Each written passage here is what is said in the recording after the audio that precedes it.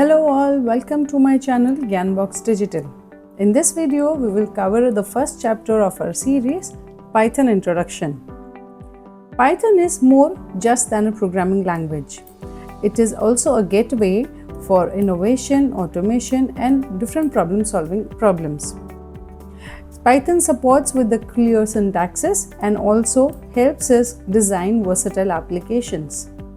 Python has become a favorite programming language amongst all types of programmers, be it a beginner or an expert.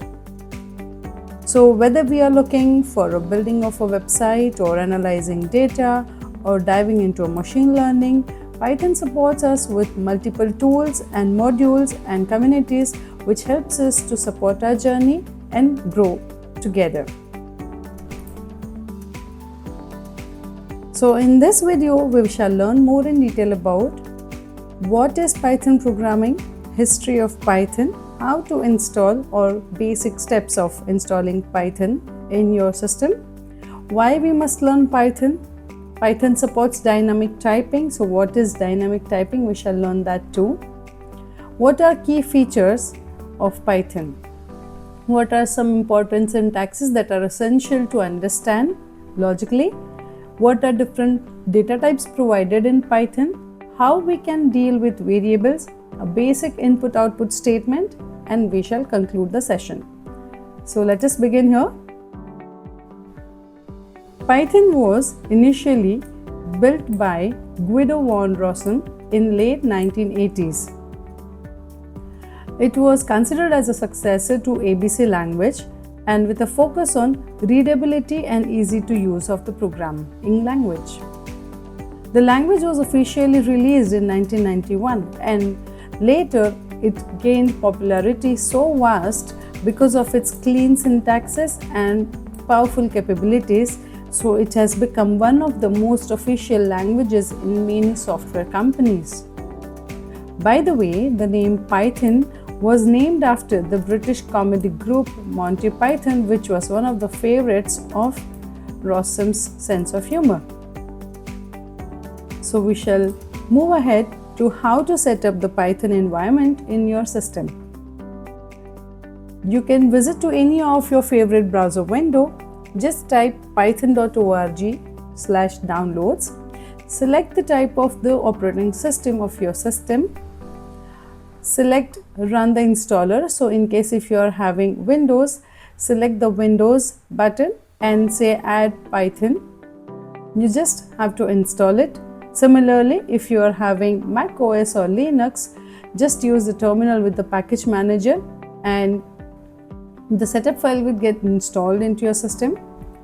Once the installation is done, you have to go with the basic verification, like open the terminal or a command prompt, and you can just type Python -version or Python 3 -version. So it will just show you the output that the Python has been installed. So for example, if you're installing this version into it, you can also check the PIP, which is Python's package manager, to understand the version of the Python that is installed.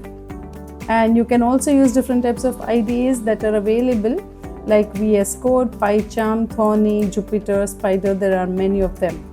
So we will be using IDLE as the Python environment for us in further discussions to know and understand the programs. So first of all, let us know why we need to learn Python. So as we said or discussed previously, Python supports very clean and clear syntaxes, which is really very beginner friendly for basic learners and help us to write difficult or complex codes in a very less number of lines. It is also providing us with the readable codes, which allows the programmers to adapt it quickly and easily, which gains the confidence in the beginner learners to start with different types of programming statements. Python is also supported by large community with millions of users. They also support and help with the problems if you are stuck in with. Python has a very good extensive standard library which supports wide range of built-in features where we can have different modules directly used it and right away go with the programs. There's no need of having external packages for many common tasks, which also saves a lot of time and efforts. So Python in action. Let us start with different diverse applications that can be given in Python. Python is considered as a versatile language which is used across domains. You can also embed it with the web development frameworks like Django or Flask. Even data science libraries are very powerfully supported through modules like Pandas, NumPy and Matplotlib. Python also supports machine learning and AI-driven tools like Scikit, TensorFlow, PyTorch, and there are a lot of them ahead. Scripting and automation capabilities streamline repetitive tasks in Python, which makes it very easier for the programmer. So Python supports the dynamic typing, where it says that you don't have to explicitly declare variables with its data type. You can just declare any of the variable, and that single variable can be used to store different types of data line by line. However, the latest value is always retained by that variable. Python provides the flexibility and enables the rapid development with very concise code.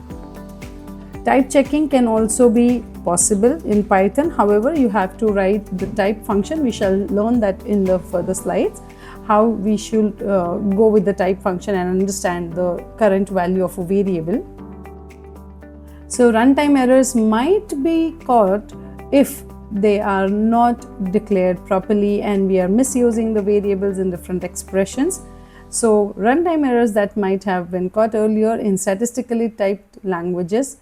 It's important to understand both benefits and drawbacks of dynamic typing to write robust Python codes.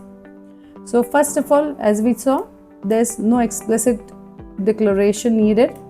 You can go with the runtime checking at the time of the execution itself, and it also supports the rapid development of your code.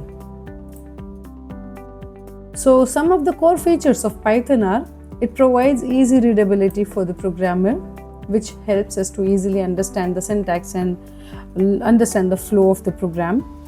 It supports the large standard libraries. As I said previously, it has many built-in modules which are readily available for us to use.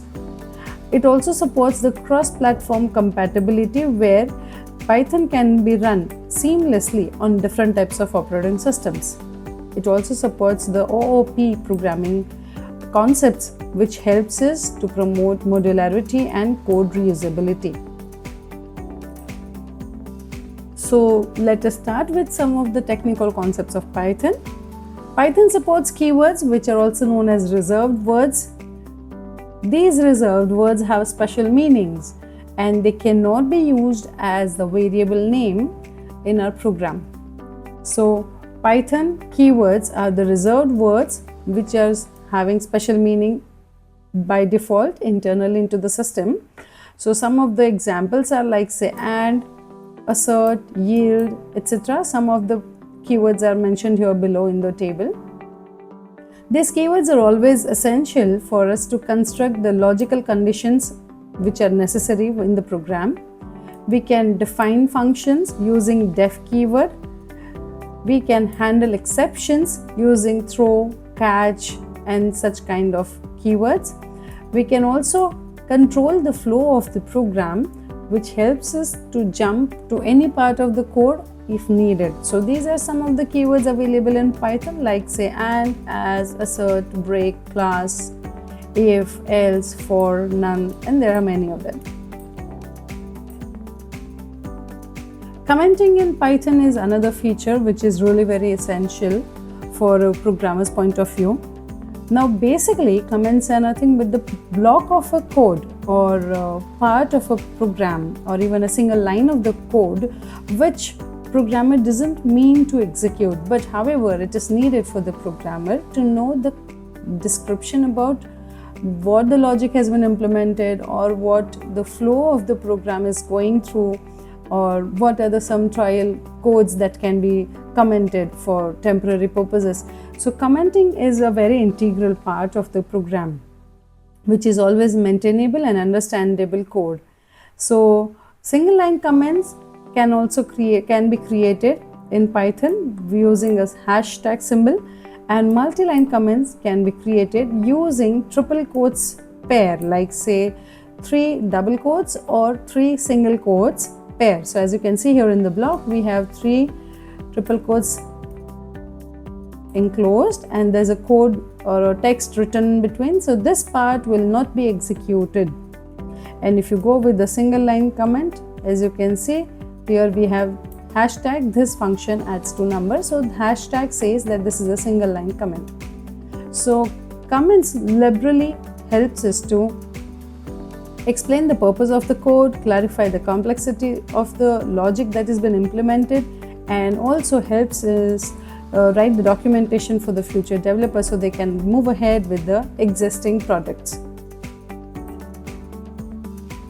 Now let us move ahead with Python identifiers. Python identifiers are nothing but the naming conventions. Naming conventions are simply like the variables or the functions that you are going to need or use when you are writing a program, or when you want to store some values, or when you want to declare a function. And those are some user-defined objects that are created in programs. So there are some important Python identifiers, naming conventions that are to be followed. So identifiers are names used to identify variables, functions, classes, and other entities in Python. So we must choose descriptive and consistent naming identifiers, which helps the code to make it more readable and maintainable.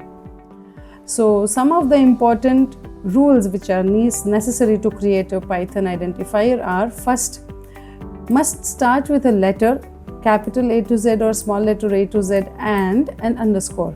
So either of them can be used as the beginning of the name, followed by letters, numbers, or underscores.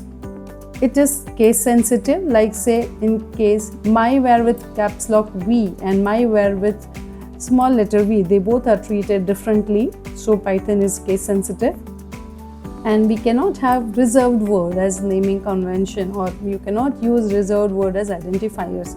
So as we saw in the previous slide, there are some reserved words readily available here for specific meaning, and of course we cannot use them as our identifiers name. So some of the valid and invalid examples are given here. We shall just go through it. Let's say we have name. Yeah, it's valid, but if I say to name, it's invalid because it cannot start with a number. Another example is a first name with an underscore in between. Fine, it's workable, but if I use hyphen in between, that means I am using some special symbol which is not allowed. If I say total 1, I have valid reason, like it starts with a letter and it is combination of an alphanumeric pattern, it's fine. But if I am saying class, that is not allowed because class is already a keyword. If I say underscore value, again the same rule is applied here. I'm starting it with underscore and character is followed by it, so it's fine. But if I'm saying my space variable, it's not allowed because spaces are not allowed in creating identifier. Again, moving with another example, say M capital marks 2024. Yeah, it's fine. I'm using the alphanumeric combination, but if I'm saying @score, it's not allowed because again special characters are prohibited. Same way, if I'm using say student name with again small letter and capital letter combination, that works fine. But if I'm using none, again here the same issue, none is a keyword which is not allowed. So I hope this is getting quite clearer for you guys to understand what are important rules to create your own identifiers in your program. So let's move ahead. What are different types of data types provided in Python? So some of the common data types are say numeric, text, boolean, sequence, mapping, sets. By the way, why do we need data type? So data type is nothing but it helps the control and the program to understand what type of value is being stored by a particular identifier which we created. Okay, let's say in the previous slide we created a variable, say my marks. So what type of value that my marks variable is going to store? So for that I will of course need a data type. So by declaring data type, it's not necessary, like It's not important to declare a data type along with the variable name in Python. As we saw in previous slide, it is dynamically typed. So you can directly store values into the identifier. Python supports several built-in data types as per the programming needs. So we shall understand some of the basic essential ones and how data manipulation and storage can be done for them. So first is numeric. In numeric we can store int, float and complex. So int is say x equals to say 10. So this is a numeric value x is storing. Okay. Now let's say I am saying say x equals to 10.1. So this is again a floating point value stored by this variable x. Now if I want to store a complex value, it will be in the a plus bj form. I is not considered as an imaginary part in Python. It uses a variable j. So let's say I have say 3 plus 8j. So this will be another complex variable which can be created in Python. So here we have a y variable using the complex value to be stored. So moving ahead to the another type of a variable, say text.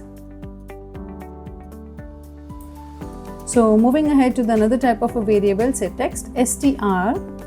The variable can store letter, number in str, means in a string form. Let's say if I'm using say n equals to, in double quotes I'm saying 5. So this 5 is treated as a string because double quotes are enclosed here. But if I say m equals to 5, then in that case this 5 is an integer for m, but for n it is treating it as a string because it is enclosed within the quotes. Similarly, I can use any other name, say n equals to Gyanbox or n equals to India or anything within the double quotes pair. So it is a text variable. Now bool is another type of a data type which can store only two types of value, either true or false. So false indicates 0 and true indicates 1 for the value of that boolean type of a variable. We have sequence type of a data type like list, tuple, range. They can store multiple values of different data types together in one variable. We shall learn about list, tuples and range in further chapters. Moving ahead again with mapping, dict is a dictionary that can be created in Python. Again with the key and the value pair, the same. We shall learn more about dictionaries in further chapters. Sets are also provided in Python, like say set and frozen set, that can also be created in Python, which supports union and different operations in sets. Again, we shall learn about all of them in further chapters. So stay tuned, do like, share and subscribe to my channel to know more updates and keep getting updated with the further chapters that we shall cover in the series. So moving ahead, let us say I want to know and understand what is the current type of the value a particular variable is holding. So for that, Python provides us the type function. Type function is a built-in utility that determines the current data type of an object. So it always returns the class type for the object that we are providing inside the type function. It allows the developer to inspect what kind of data they are working with in the current scenario.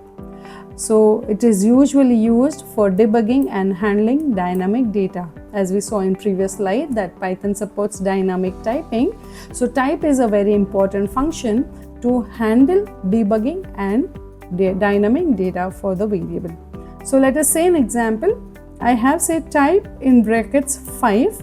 So it will return class int because 5 is an integer number and it is going to return me the name of that class, which is int.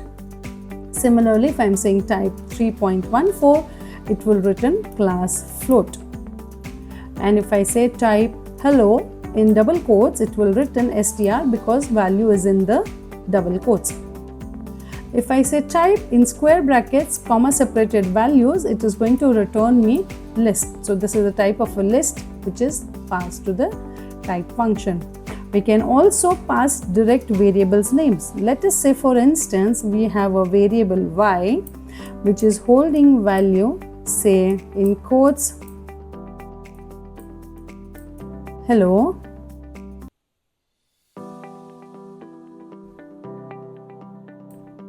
and I am saying it to the type function, say type.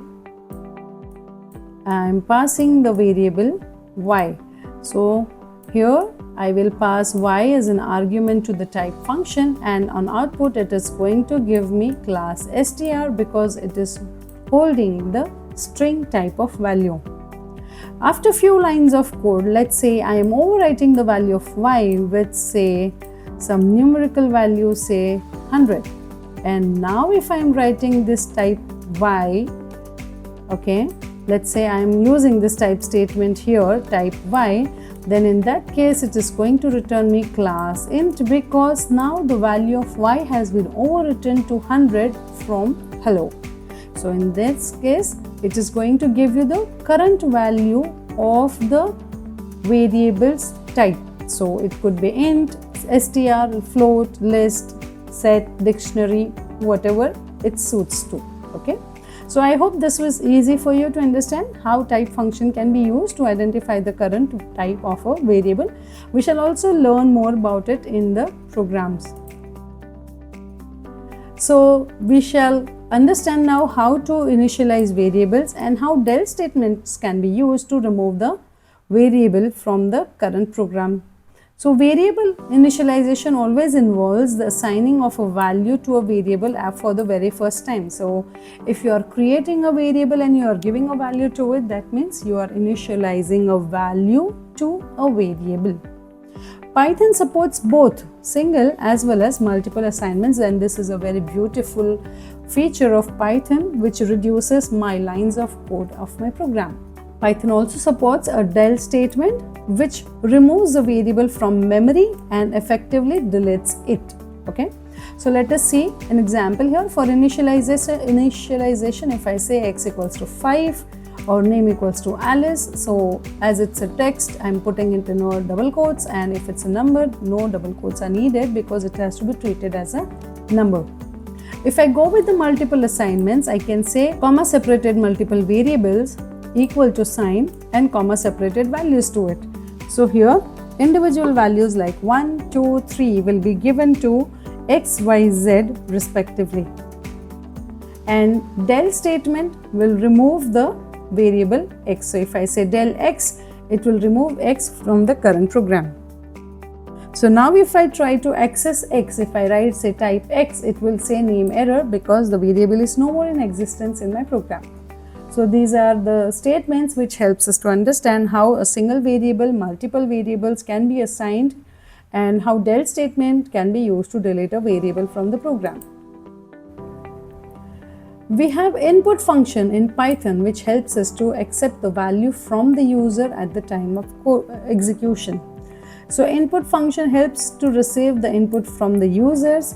It is a normal prompt message shown on the screen. The prompt message could be anything that we write there, and until and unless the value is not being given by the user, it won't continue with the rest of the line of the program. So it reads a line from the standard input, converts it into the string form. Please note, the value given by the user is converted always into the string form, and that string value is returned to the variable. So let us understand basic input function here. So the syntax says input in parenthesis pair, in double quotes you shall write a prompt message. Let's say name equals to input, in double quotes enter your name. So here in double quotes I am putting a prompt message, enter your name. Enter your name. This text will be shown on the output screen. It is waiting for the user to enter the value. Now once the user is entering the value, that value is converted into the string form, and this string value is given to variable name. So this is a very basic way of accepting value from the user and giving it to a variable. Now I want to print the value which was taken from the user, or if I want to directly print the value of the variables or the expressions that are solved from my program. So I will use print function to display the output on the console screen. So it can take multiple values separated by spaces by default, and it can also be customized using sep or end parameters to control the formatting.